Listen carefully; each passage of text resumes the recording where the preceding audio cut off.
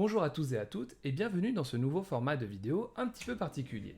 Dans ce nouveau format, nous allons évoquer des petits sujets toujours tenant à l'histoire et à la géographie, mais sur des thèmes un petit peu plus précis pour nous permettre d'explorer de nouveaux éléments.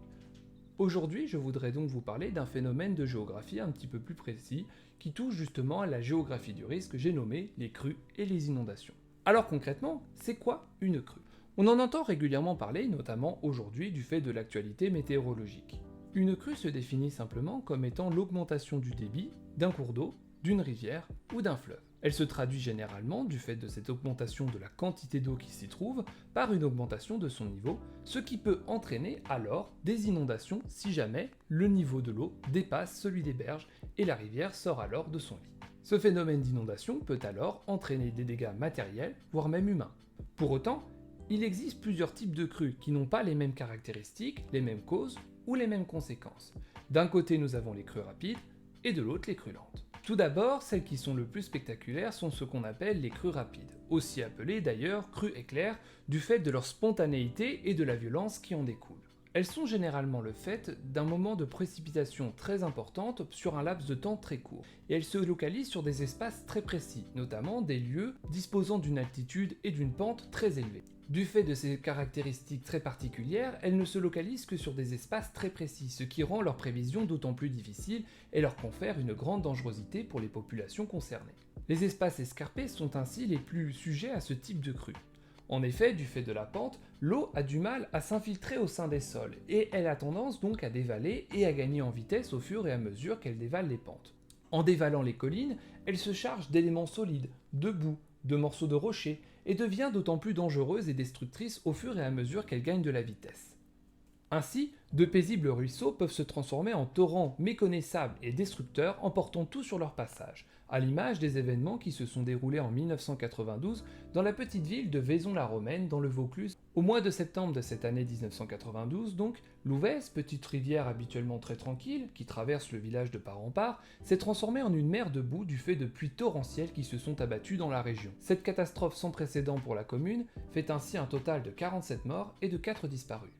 A l'inverse, les phénomènes de crues lentes sont beaucoup plus répandus, à l'image de ces événements qui se sont déroulés en ce mois de février 2021. Comme leur nom l'indique, les crues lentes sont généralement dues à des épisodes de pluie beaucoup plus importants et situés sur un temps plus long, parfois sur plusieurs semaines, voire plusieurs mois. Ce qui provoque la montée des eaux, c'est tout simplement l'arrivée à saturation des nappes phréatiques, qui en temps normal captent l'eau qui arrive par précipitation grâce notamment au phénomène d'infiltration de l'eau dans les sols. Cependant, au bout d'un certain temps, du fait de pluies répétées, ces nappes phréatiques arrivent à saturation et ne sont donc plus en mesure de capter l'eau qui s'infiltre dans le sol.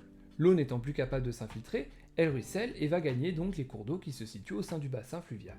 Le niveau des rivières et des fleuves finit donc par augmenter face à cet apport d'eau supplémentaire, ce qui entraîne une crue, voire des inondations. Si ce phénomène est beaucoup plus facilement prévisible, il n'empêche qu'il a un impact fort sur les territoires concernés. En effet, la décrue peut mettre plusieurs jours, voire des semaines, et dans certains cas des mois, avant de se mettre en place, ce qui signifie que les populations et les villes touchées doivent apprendre à vivre les pieds dans l'eau. Ce fut notamment le cas en Charente-Maritime, dans la ville de Saintes, qui a d'ailleurs été récemment concernée à nouveau par ce phénomène de crue lente, car en 1982, la ville avait d'ores et déjà connu un phénomène similaire.